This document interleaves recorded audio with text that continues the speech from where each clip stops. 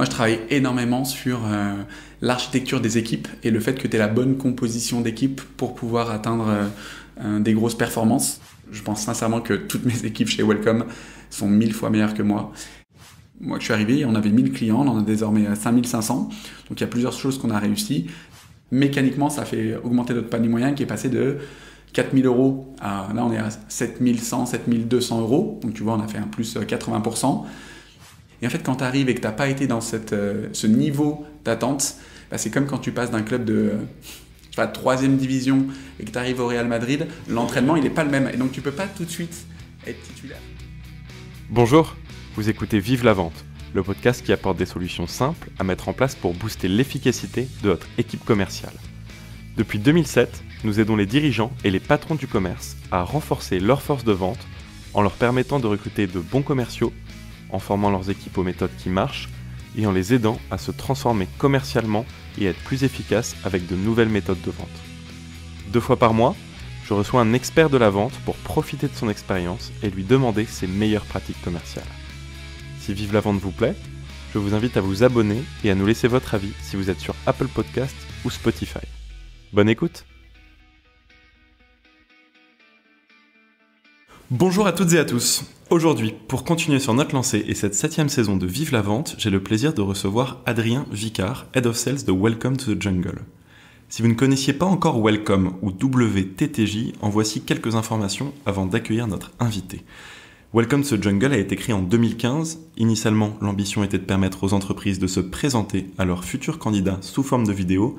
Et d'ailleurs, la jeune start-up devenue depuis très belle scale-up continue d'être l'une des entreprises les plus innovantes sur ces formats pour elle-même et ses clients, avec justement une ambition grandissante, permettre à ses clients de développer leur marque employeur, renforcer leur attractivité et recruter les meilleurs candidats. Cette proposition de valeur, même si nous y reviendrons en long et en large et avec grand plaisir, a déjà séduit des investisseurs puisque Welcome a levé depuis sa création 79 millions d'euros, mais Welcome a surtout convaincu 5500 clients, parmi lesquels Sephora, Le Bon Coin, la Société Générale, Up2 ou encore Amazon, et vous recensez au passage 3 millions de visites par mois sur votre site devenu iconique.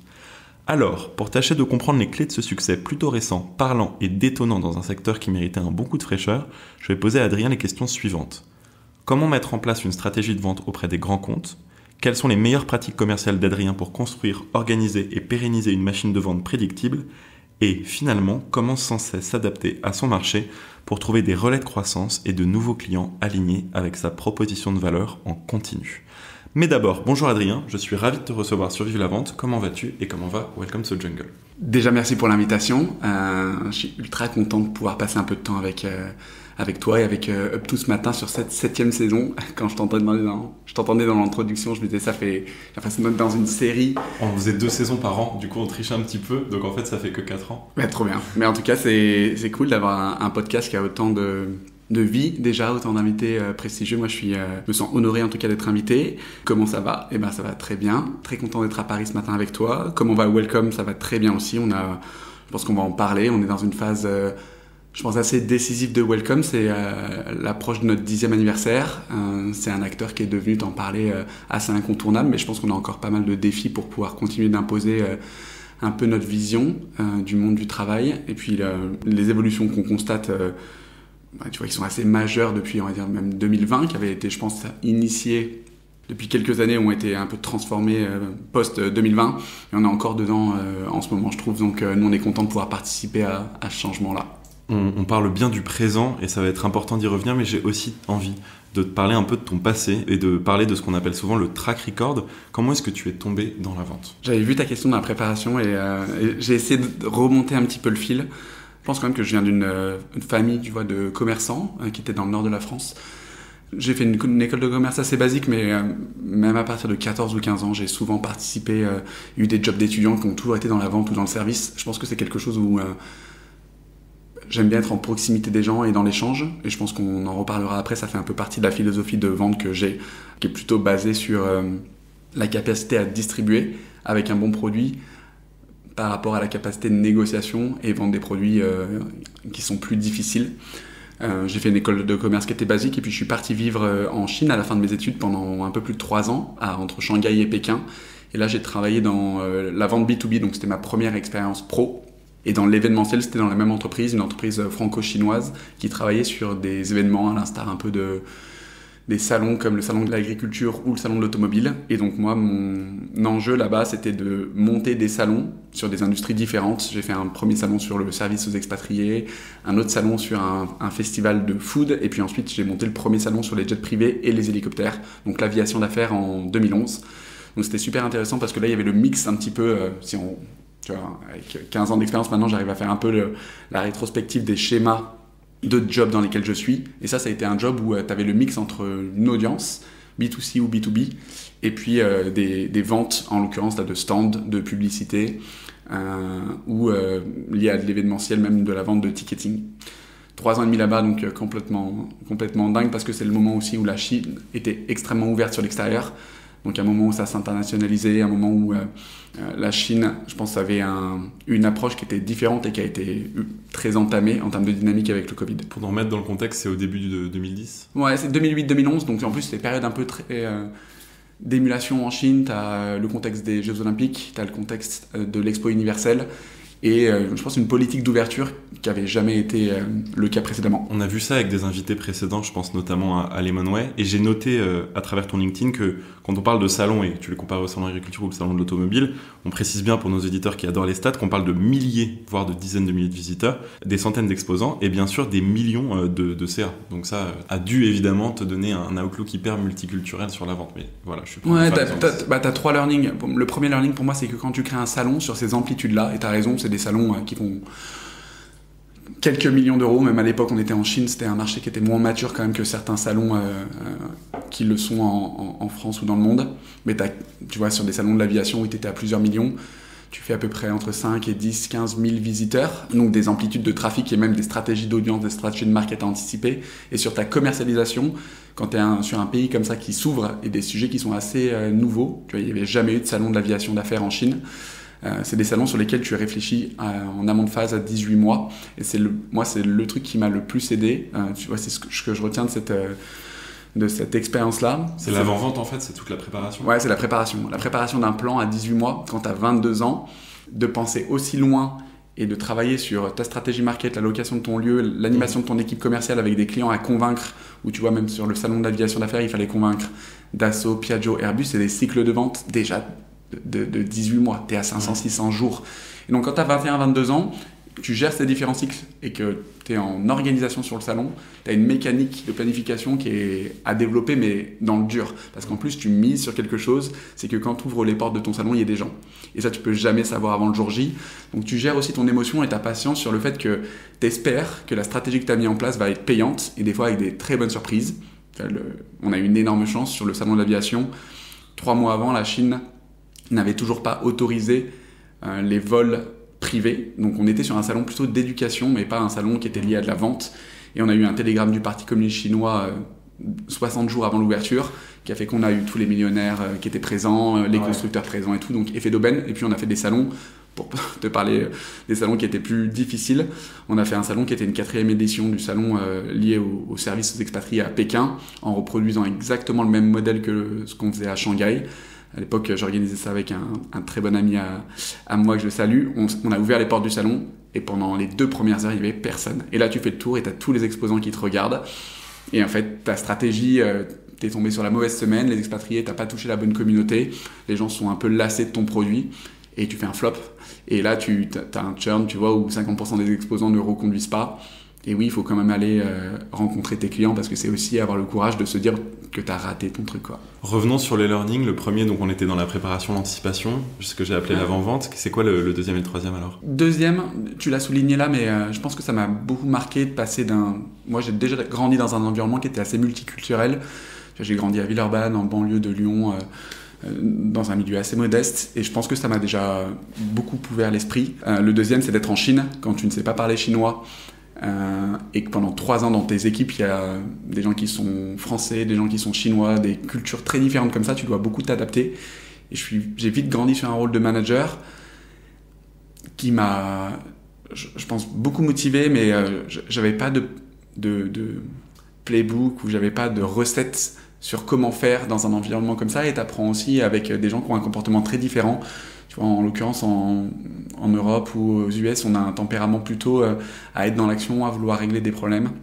Le comportement que j'avais en Chine, c'est plutôt des gens et qui politiquement et dans l'éducation étaient habitués à appliquer, exécuter, à qui on donne des consignes et ça reste dans un cadre très strict. L'autonomie, la prise d'initiative, c'est pas quelque chose qui est valorisé. Donc, t'apprends aussi à en fait gérer juste des gens qui ont des comportements, des courbes d'apprentissage et des méthodologies différentes.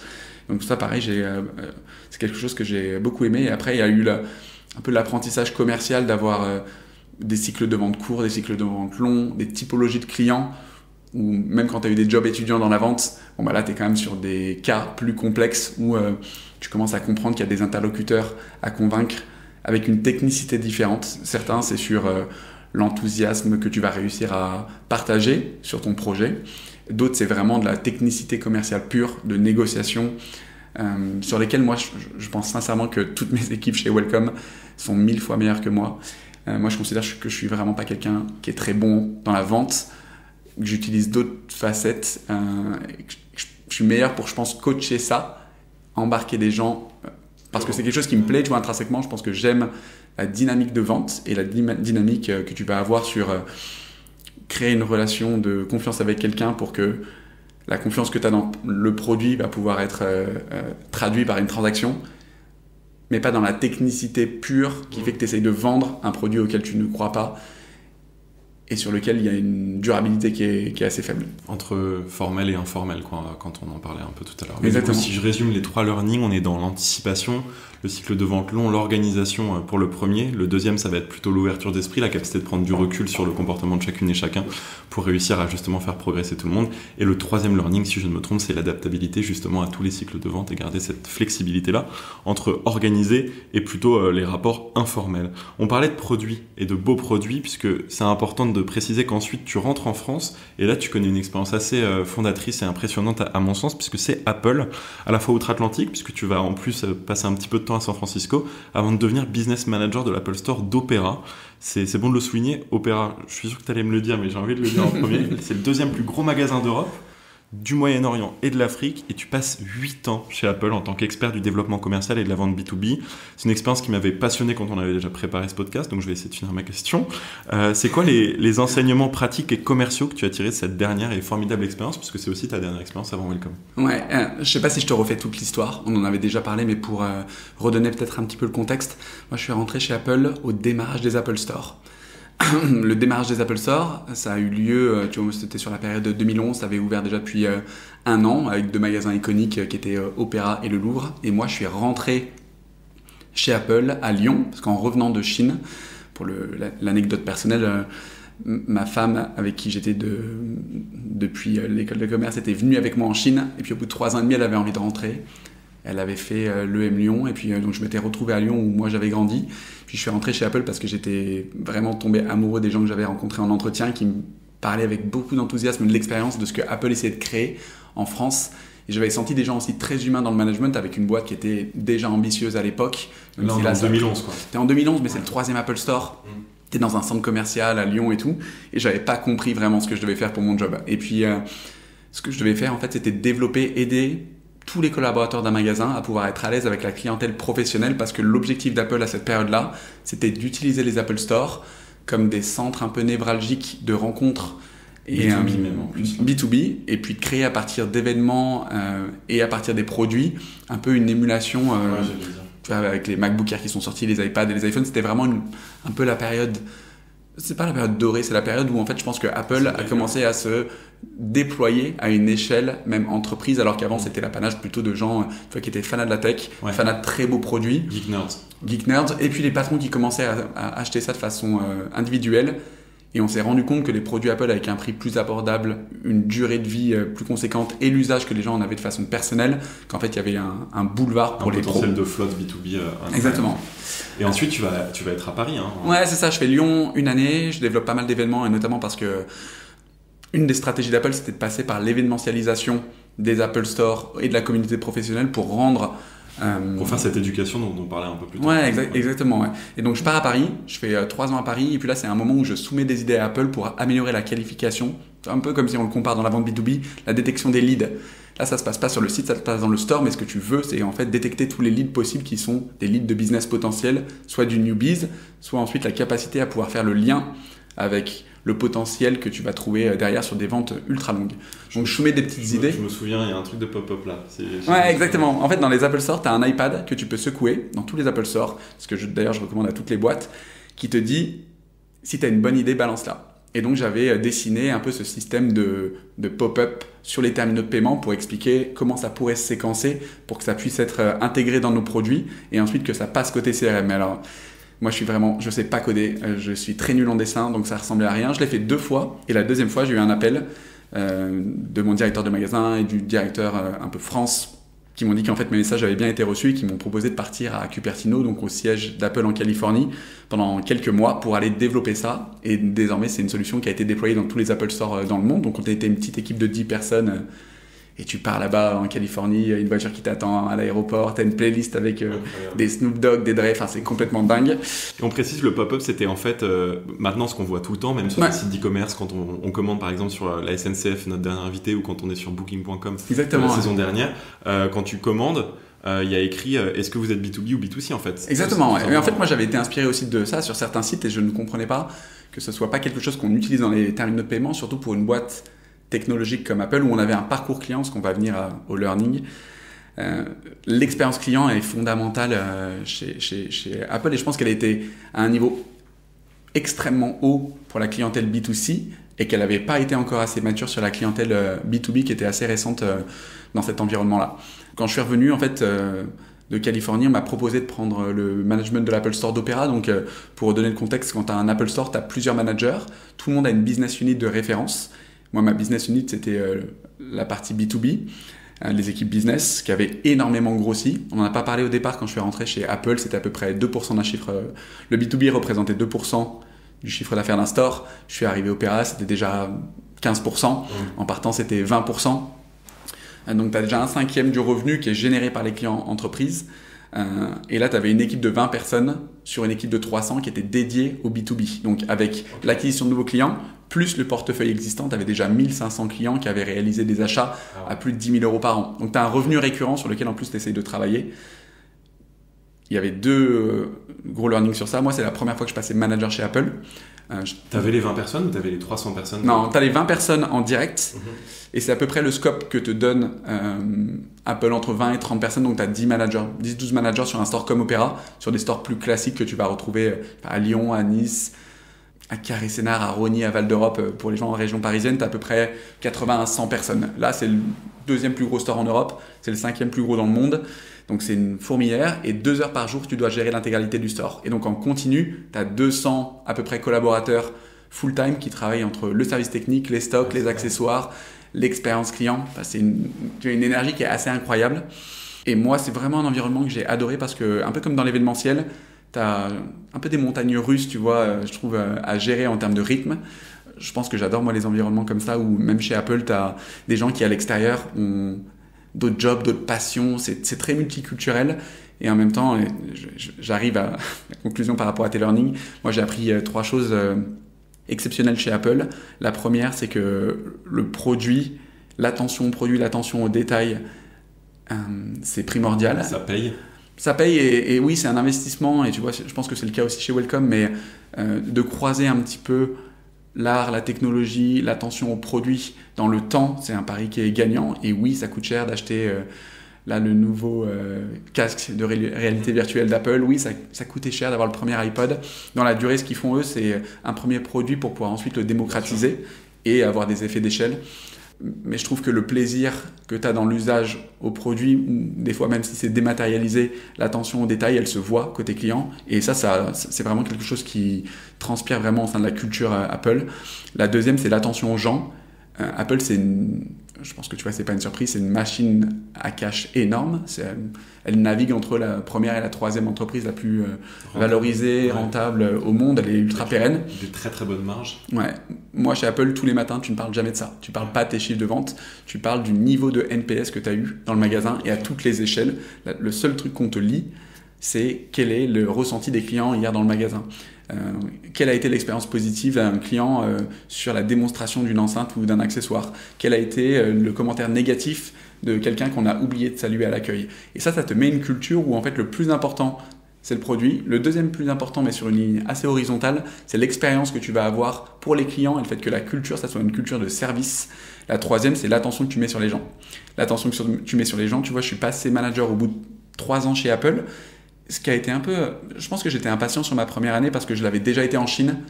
Tu sais, sur des grosses équipes, sur des gros projets, tu reviens dans un store et en fait, tu es en contributeur individuel. Sauf que le niveau d'attention, le niveau de construction et le niveau de maturité d'Apple sur le développement des collaborateurs est tellement haut qu'on ne peut pas te donner les clés comme ça. Tu passes par un processus où tu dois apprendre à développer les gens avec un système de référentiel de compétences. Tu dois apprendre à créer une vision qui soutient les objectifs de la marque à 18 ou 24 mois, on fait travailler sur ça, et tu dois être quelqu'un qui est extrêmement à l'aise et qui travaille sur ça de façon très répétée, à la culture du feedback.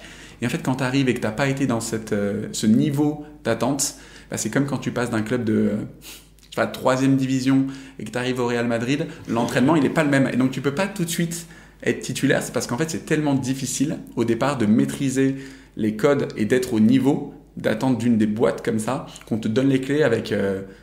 en passant par un système de validation, de référence, avant de te donner potentiellement les clés d'un camion. Et oui, là, ce qui s'est passé, c'est qu'on m'a donné les clés d'un très gros camion, avec une équipe qui était mature, et une équipe qui était exceptionnelle. Donc, pour moi, c'était vraiment une sorte de fierté, un défi de pouvoir être dans une marque aussi iconique, dans le B2B qui était en train de vraiment progresser, et en même temps que, tu vois, j'attends de pouvoir bien maîtriser les codes pour pouvoir être bon dans ce rôle.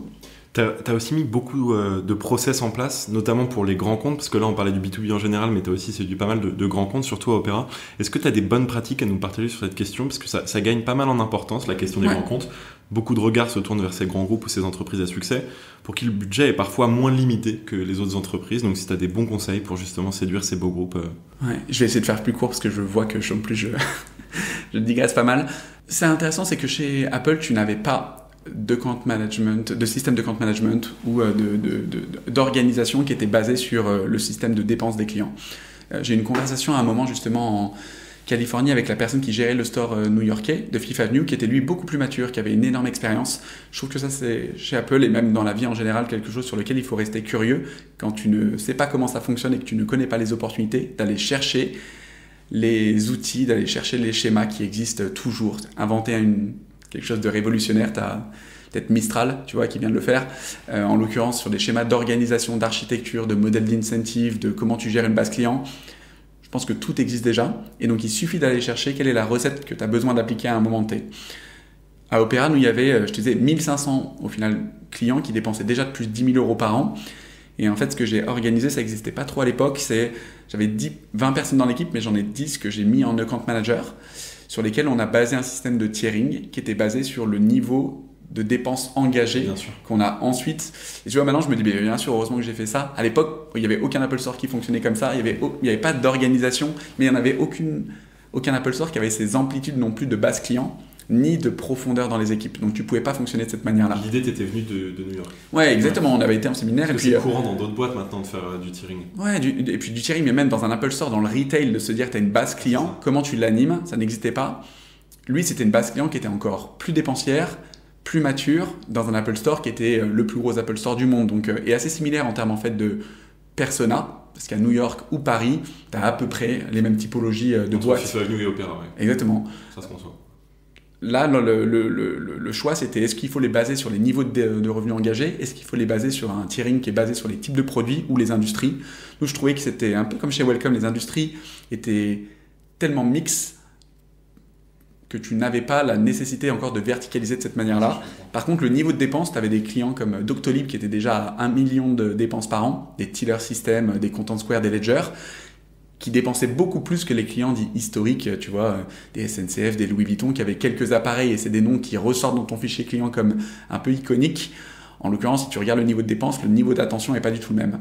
Donc là, on a eu 10 account managers qui ont tous eu un portefeuille qu'on a organisé de cette manière-là, avec ensuite la planification basée sur le renouvellement anticipé des durées de vie produits, et pas durée de vie produit en obsolescence programmée, mais plutôt durée de vie produit sur à quel moment tu peux le mieux revendre ton produit pour pouvoir en tirer une valeur résiduelle minimum, et ensuite renouveler pour que ton appareil puisse te durer de nouveau 3 ans avec le principe quand même de circulation des appareils et de renouvellement des appareils, avec une logique où chez Apple il y avait quand même cette conscience écologique qui était quand même assez présente même dans le discours commercial, et donc avec une distribution par des tierces sur des raisons de seconde main après.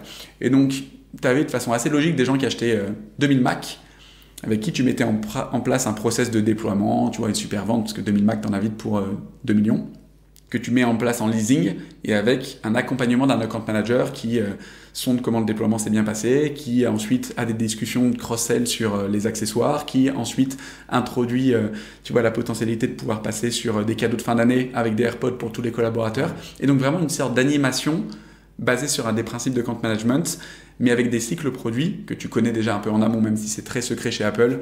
Oui, le nouvel iPhone sort tous les ans à la rentrée. On sait qu'il y a des nouveautés produits sur lesquels tu as des teasings, mais ça reste très confidentiel. Même dans l'Apple Store, tu ne sais pas 24 heures avant que ça sorte que ça va sortir. Donc tu sais même pas encore que tu vas être livré. Donc si on retient pour les grands comptes ce tiering, toujours cette adaptabilité aussi là où tu peux trouver la valeur pour ton client et justement aller l'aider. Et en troisième point, ne pas oublier l'upsell et le cross-sell pour essayer justement de le faire continuer sur la verticalité de tous vos produits. Ouais. On en reparlait déjà sur le premier, si tu fais le lien, la planification, tu vois, avec l'événementiel. En fait, sur ce système de tiering, ce qui est intéressant, c'est que le niveau de service va forcément être différent. Le niveau de service, moi, je le base pas forcément sur est-ce que c'est un grand compte qui est habitué à, tu vois, ce niveau de service. Ça doit rentrer en résonance avec ton organisation et ses principes. Mais un petit client, nous qui avait des dépenses engagées à hauteur de 2 millions d'euros, tu vois, il devait bénéficier d'une attention qui était beaucoup plus haute qu'un client qui dépensait 10 000 euros mais qui avait un nom très luxueux. Naturellement. Pour continuer d'évoquer un peu le passé et pour la dernière fois, est-ce que tu saurais nous dire quelle a été ta plus belle vente ? Welcome, je dirais que ça fait un peu le lien avec Apple, mais j'aime bien, moi, avec une équipe, essayer de fixer une vision et une ambition sur une référence à signer qui va potentiellement faire basculer tu vois, l'histoire d'une équipe, l'histoire de la marque. Chez Welcome, au début, on va peut-être revenir sur le parcours, mais après quelques mois, j'ai pris le management d'une équipe sur lesquelles il n'y avait pas encore d'organisation comme ça par typologie de taille. Welcome était assez généraliste dans son approche. Et avec cette équipe, en fait, ce qui, je trouve, manquait à Welcome pour pouvoir généraliser l'entreprise, c'était des secteurs d'activité qui venaient compléter, on va dire, les industries qui étaient déjà très représentées, tu vois, de la tech parisienne. Et donc, on avait fixé 2 ou 3 grosses signatures. Pour moi, l'entité, l'organisation, la boîte qui avait la plus mauvaise réputation en France et qui crée beaucoup de biais, c'est la sécurité sociale. Alors que moi j'avais eu des échos que l'environnement de travail est extrêmement sain, qu'ils avaient une stack tech, des développeurs qui étaient dingues, que tu as plein d'avantages en dehors du travail et qui sont très mal exprimés par cet effet de biais. Et c'était une des 3 ou 4 références qu'on s'était donné comme objectif avec mon équipe, ma première équipe, et qui a été signée. Aujourd'hui, je suis trop content parce qu'ils en sont à leur 3e ou 4e année de renouvellement. C'est quelque chose où des fois il faut fixer des ambitions comme ça, d'une référence, parce que nous on l'utilise désormais beaucoup en exemple. Je pense que c'est ce qui nous a aidé à désormais signer énormément de références dans le public, de références dans l'industrie, de références sur, tu vois, même des départements et même des acteurs un peu iconiques. Le deuxième c'était Hermès. Tu vois, pour moi, si Hermès venait sur Welcome, si Hermès avait besoin de Welcome, ça débloque tout le luxe entre guillemets. Le luxe, mais même même plus largement, le fait que des acteurs connus aient besoin d'être sur une plateforme pour se donner de la visibilité, pour parler aux 18-40 ans. Ouais. Et c'est pas le fait que ta marque soit connue commercialement qui fait qu'elle est connue des candidats ou comme un environnement de travail très différent. Et on pourra en discuter parce que je trouve que c'est intéressant d'avoir cette chose où tu peux te sentir qu'une marque, par exemple Apple, va être complètement omniprésente, mais elle va quand même avoir la nécessité finalement de se présenter sur Welcome, peut-être de la meilleure des manières aussi, pour rappeler aux candidats. Et justement, on y arrive à Welcome. Après 8 ans chez Apple, tu décides de te lancer dans cette nouvelle aventure professionnelle. C'était en octobre 2019 et j'avais envie de revenir sur les raisons qui t'ont poussé à changer radicalement finalement de vie professionnelle pour aller chez Welcome. Je pense que sur mes 2 dernières années chez Apple, j'ai changé d'environnement. Je suis passé du retail, du rythme à une opportunité au siège qui est à Iéna dans le 16e, qui était très différente en termes d'ambiance. Et en même temps, là-bas, j'étais en charge des 100 plus grands comptes français pour Apple parce que la maturité du développement entreprise a ensuite mené à un top 100 des comptes. Pareil, ils ont mis le pilote en place aux US. Moi, j'ai été le pilote sur la France pour pouvoir gérer différemment avec un account manager dédié, qui est account manager mais qui gère les 100 plus grands comptes.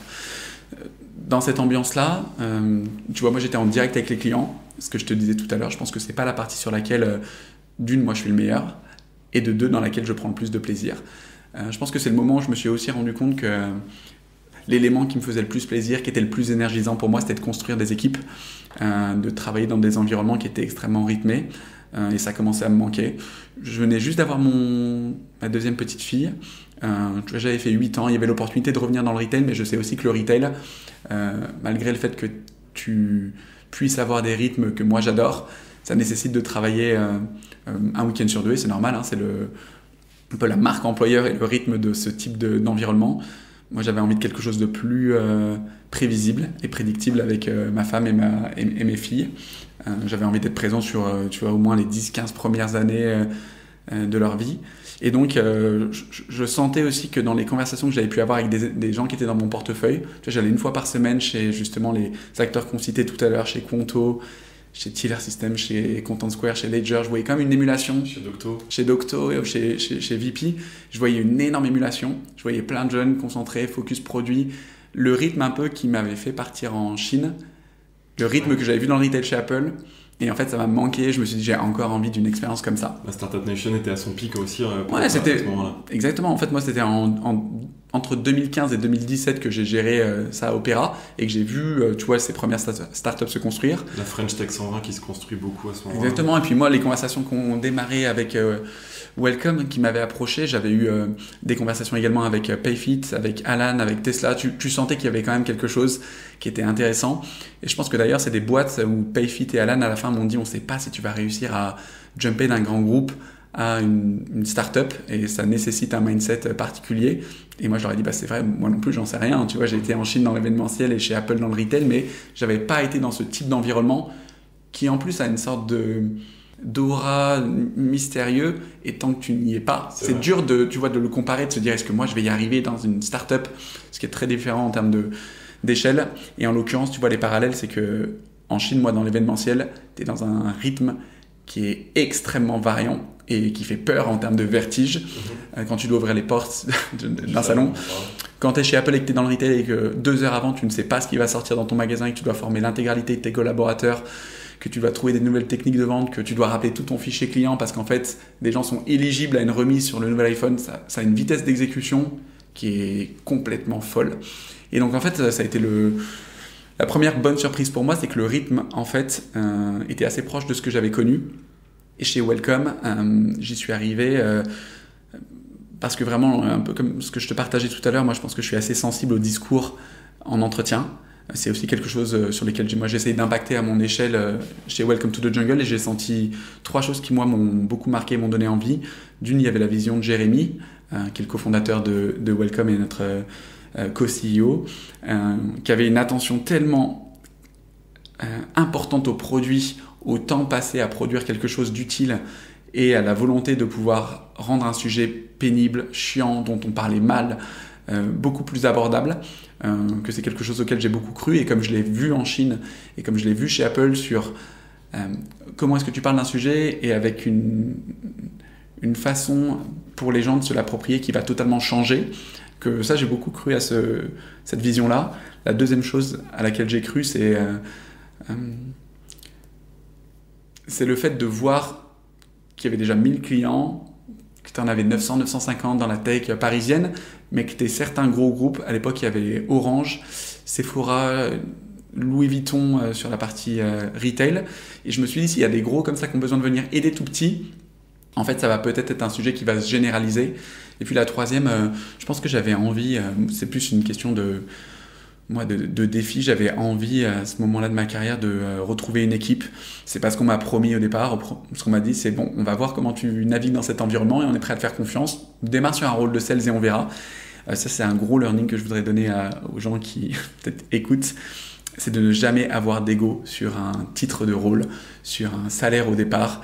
Ce que je dis toujours à mon équipe, il y a un peu 4 facettes qu'il faut venir classifier quand tu viens prendre une nouvelle expérience pro.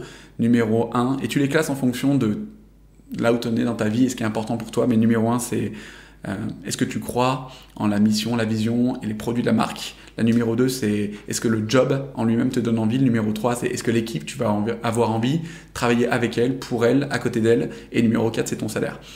Si tu as au moins 3 de ces cases-là qui sont cochées, il faut changer de job. Si tu en as 4, il faut vraiment être en moment un peu contemplatif. C'est celui dans lequel moi je suis, où tout est aligné. Mais tu vois, chez Apple, il y a eu des moments où c'était très aligné et à la fin, ça l'était moins. Et donc ça m'a donné envie de jumper dans l'aventure, et ça c'était en octobre 2019. J'allais dire, on note la date, elle est importante parce qu'il y a le Covid qui arrive juste après, et toi tu prends aussi en plus des équipes en management au bout de 5 mois, malgré tout ce qu'on disait, t'arrives mais tu deviens manager assez rapidement. Ça a changé quoi déjà le Covid pour vous, et puis pour toi en termes de mission de manager très rapidement? Donc comme tu le disais, quand je suis arrivé, je suis passé par un rôle de compte exécutive. C'était dur parce qu'en fait... tout le monde dans les équipes, franchement, était bien meilleur que moi en termes de niveau de discours. Et puis, en fait, Welcome était un produit qui était quand même un produit sur lequel il y avait une notoriété, mais qu'il fallait vendre. Quand chez Apple, j'avais été habitué à un produit que tu distribues. Il n'y a aucune vente. Chez Apple, tu fais de la distribution à un niveau extrêmement qualitatif basé sur l'expérience client et des respects de code de marque et des process de marque. Et tu ne négocies pas, tu ne vends pas.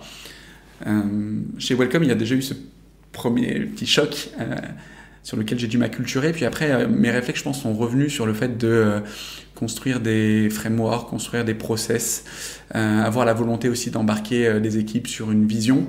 Je pense que c'est un peu ce que j'ai partagé à l'époque à mon leadership. Et bon, au bout de 5 mois, c'était encore vraiment juste avant le Covid. Donc, je suis passé manager en février, tu vois le timing, juste avant le Covid. Et là, je pense que ce qui a changé, c'est que j'ai eu du temps. En vrai, c'est plutôt positif quand tu n'es pas pressurisé par le temps. Je pense qu'il y avait un stress pour les équipes parce que même la première proposition de valeur de Welcome, on ne pouvait plus la délivrer. Ce qui était d'aller réaliser des photos et des vidéos chez les clients. Tout le monde était en chômage partiel. Tout le monde était en chômage partiel et on n'avait aucune visibilité. Donc pendant 3 mois, j'étais avec 3 personnes de cette équipe. Et c'est là où, pour moi, j'ai utilisé un framework qu'on m'avait fait travailler chez Apple, où tu travailles sur 3 piliers à 12 et 24 mois. C'est qu'est-ce que tu veux faire pour ton équipe, qu'est-ce que tu veux faire sur l'innovation, et tu vois, l'innovation, des fois, c'est l'innovation commerciale, et ensuite, qu'est-ce que tu veux, et qu'est-ce que tu veux obtenir en termes de résultats. En fait, j'ai eu beaucoup de temps pour pouvoir réfléchir à ça. Équipe, valeur, résultat. Ouais, équipe, valeur, résultat. Valeur, c'est plutôt même innovation. Qu'est-ce que tu as envie d'apporter comme innovation? Et ça peut être, si tu es sur du business, de l'innovation commerciale. Peut-être on en reparlera pour ce que l'on a fait sur les plans de Welcome, par exemple, cette année. Et moi, j'ai toujours ce schéma-là. Donc, tu vois, ça fait maintenant 10 ans que ce schéma, je prends une journée par an pour définir ce que l'on a envie de poser comme ambition, qui est ensuite la feuille de route sur laquelle je capitalise auprès de l'équipe et sur lesquels on a des checkpoints tous les mois. Et tu le fais annuellement et ensuite checkpoint tous les mois, c'est ça? Ouais, checkpoint pour voir et aussi pour pouvoir calibrer si les paris que tu as initiés, qui sont vraiment des visions assez lointaines, tu arrives à les tenir en termes de completion. Si tu arrives à les tenir, ils font toujours sens, et surtout si tu as des bons résultats. Ça te permet aussi de calibrer si sur certains sujets, tu as pris de l'avance et sur certains d'autres du retard. Tu vas trouver le bon moyen de pouvoir faire avancer tes 3 gros piliers comme ça annuels.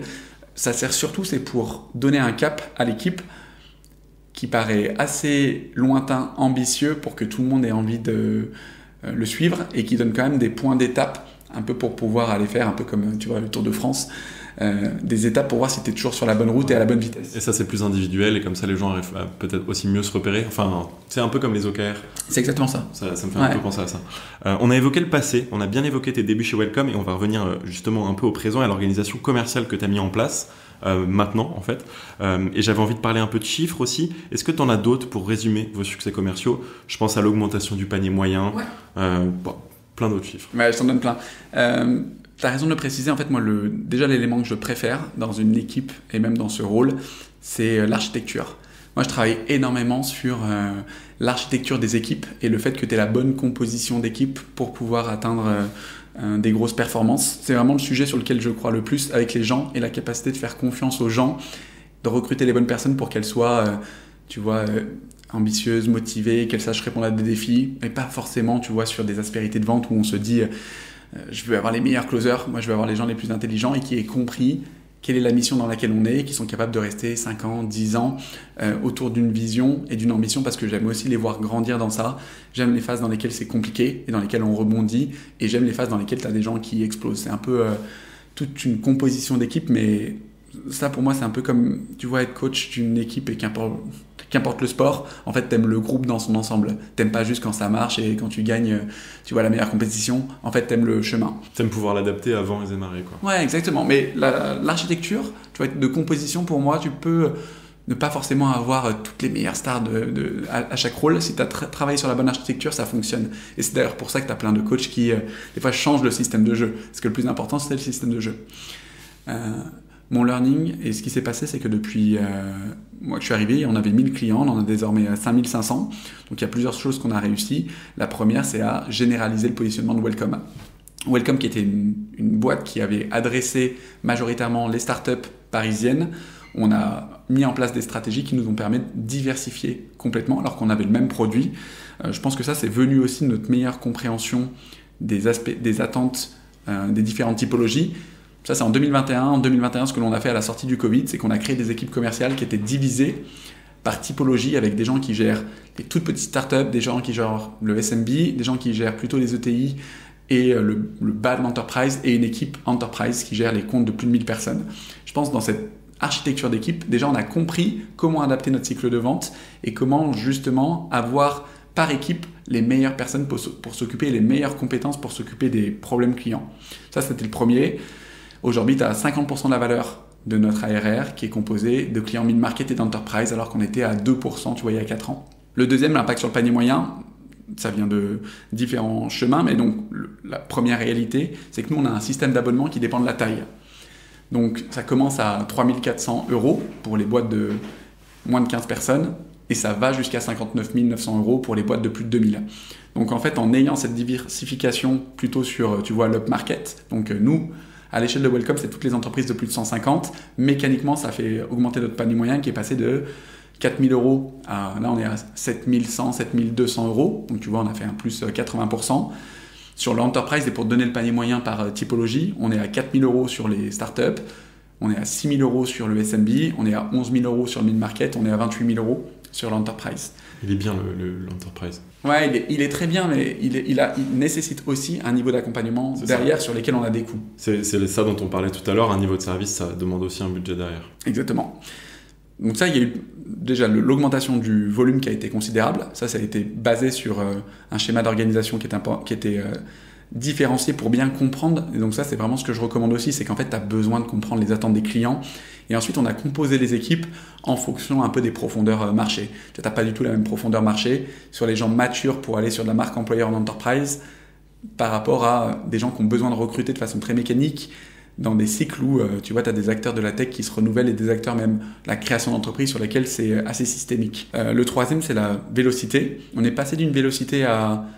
on était à 70, 75 jours. En ce moment, on est à 60 et en même temps, c'est tellement distingué par typologie que c'est pas quelque chose, moi, sur lequel ça me stresse. J'essaie juste, dans un temps assez court, de faire rentrer le maximum de nouveaux clients. Et ça, il y a de la technicité qu'on a apportée avec une politique de discount, avec la capacité de pouvoir s'engager sur des deals pluriannuels. 2 chiffres que je peux te donner. On a désormais une vélocité qui passe de 9 à 10 jours sur le SMB, qu'on a divisé par 3. On était plutôt à une moyenne de 30 jours. À une vélocité qui est plutôt de 300 jours sur les grands comptes, mais comme on a augmenté notre nombre de grands comptes dans le mix, tu vois, c'est dur de se dire qu'en fait on peut le comparer avec la période précédente. Bien sûr. Le troisième, c'est les deals pluriannuels. Donc ça, c'est quelque chose qu'on a inventé il y a un peu plus de 2 ans et demi, quand à un moment, en termes de prix, tu avais des concurrents sur le marché et tu avais une attention au prix qui a commencé à switcher avec la vague, tu vois, inflationniste qui a démarré il y a 2 ans, où pour moi, il fallait se servir un peu d'un levier prix, mais sur lequel on voulait travailler sur la prédictabilité des ventes chez Welcome. Si tu arrives à engager sur du pluriannuel, tu as 2 ans de visibilité. On a commencé à créer des abonnements de 2 et 3 ans. Aujourd'hui, c'est 35% des ventes chez Welcome. Tu as répondu à plein de questions à la fois. Vous avez donc adopté de nouveaux ICP, comme on dit, des Ideal Customer Persona. Comment est-ce que vous targetez les grands comptes? Comment est-ce que vous faites de l'acquisition? Comment est-ce que vous utilisez vos références existantes? Et surtout, qu'est-ce qui a changé aussi en termes d'acquisition? C'est large, ça. Je dirais que la première chose, c'est déjà d'avoir les bonnes personnes pour pouvoir parler à ce type de compte. Un réflexe que moi je n'aime pas, c'est que pour ce type de compte enterprise, tu vas chercher des gens avec beaucoup de seniorité. Ouais, moi c'est un truc auquel je crois pas du tout.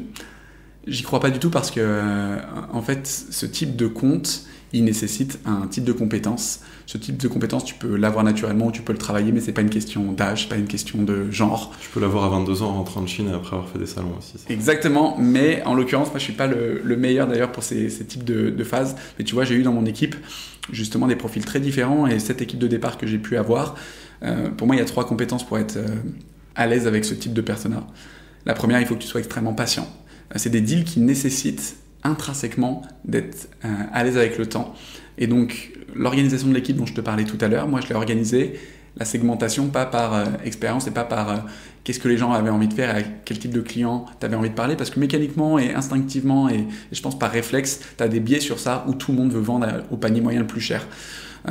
Moi, j'ai créé des équipes où, en fait, on a pris des systèmes de compétences par typologie et on a composé des équipes de cette manière. Et donc, dans cette équipe, tu avais quelqu'un qui avait déjà travaillé chez L'Oréal, qui avait des réflexes un petit peu en termes de code d'entreprise, quelqu'un qui était chez Amazon et quelqu'un qui avait travaillé déjà à l'étranger pendant quelques temps. Et en fait... C'est complémentaire, ouais.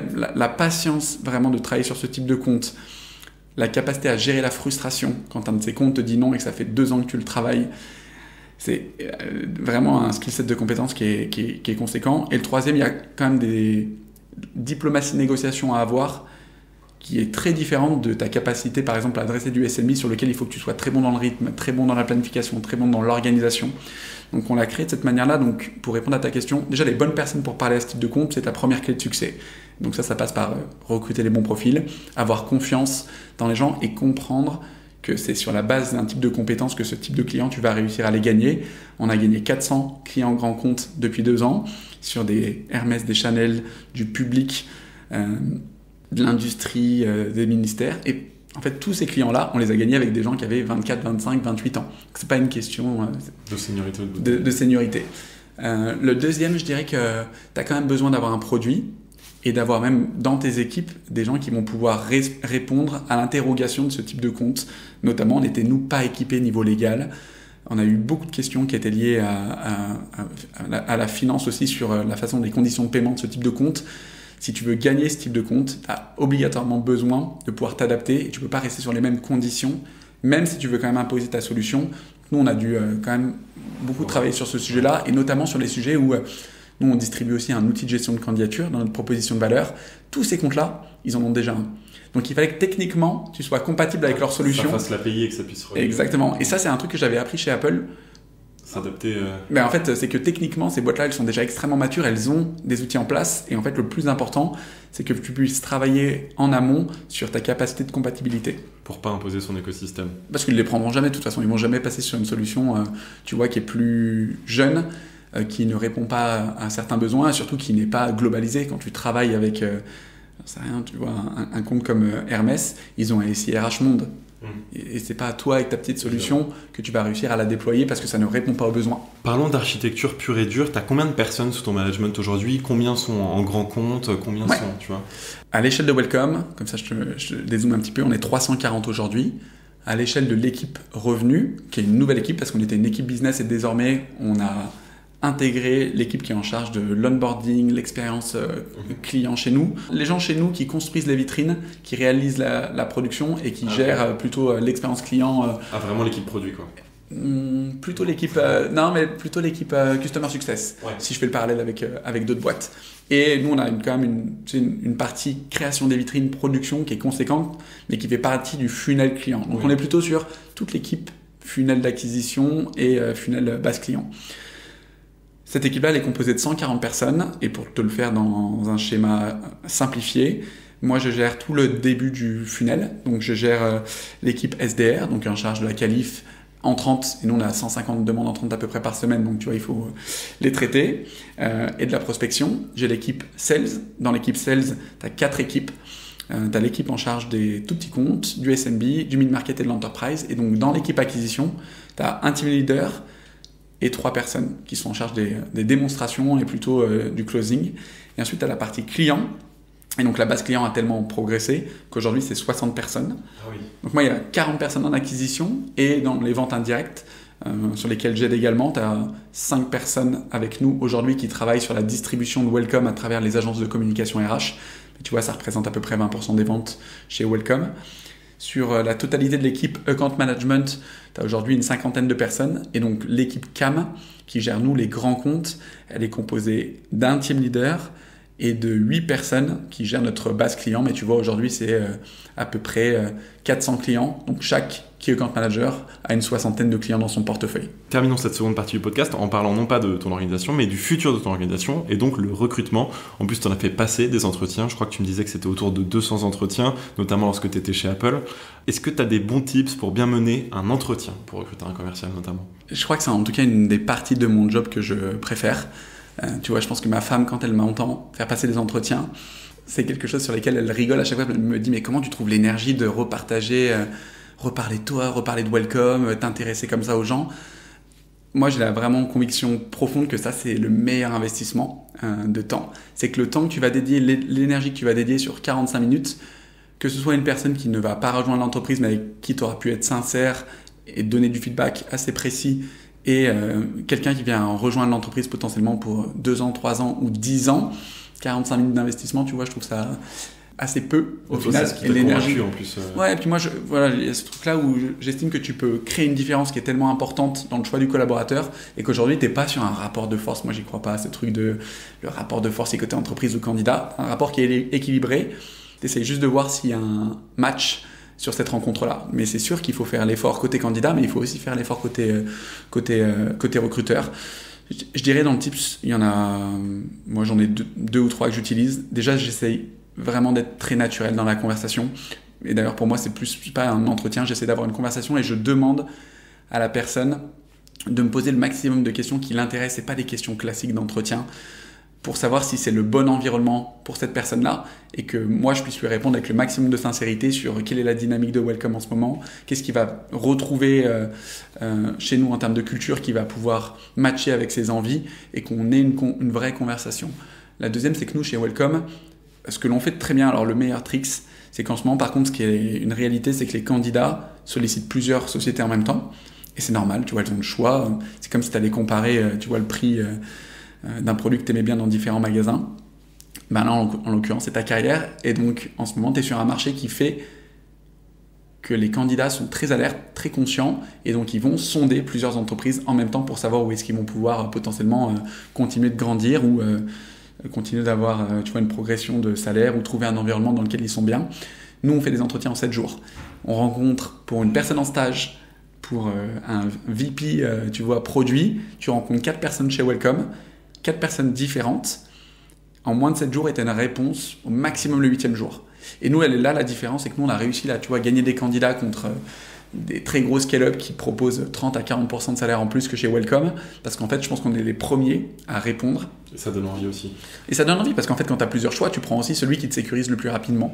Ouais, Puis il y a une considération, tu vois, de répondre rapidement, mais que ça soit une réponse négative ou positive. En fait, on veut soit laisser à la personne, tu vois, le choix de pouvoir continuer ses conversations avec d'autres entreprises, et si on a décidé de vouloir faire une proposition à la personne, on estime qu'il faut lui faire vite, que c'est juste respectueux, que c'est le jeu aussi. Vous avez aussi appris de l'expérience que vous proposez à vos clients, finalement, où vous pouvez voir peut-être que dans le pipe dont on parle un peu plus tôt de candidature, si ça reste trop longtemps dans on va faire une offre, on risque de perdre le candidat. Donc vous apprenez aussi de finalement votre propre proposition de valeur.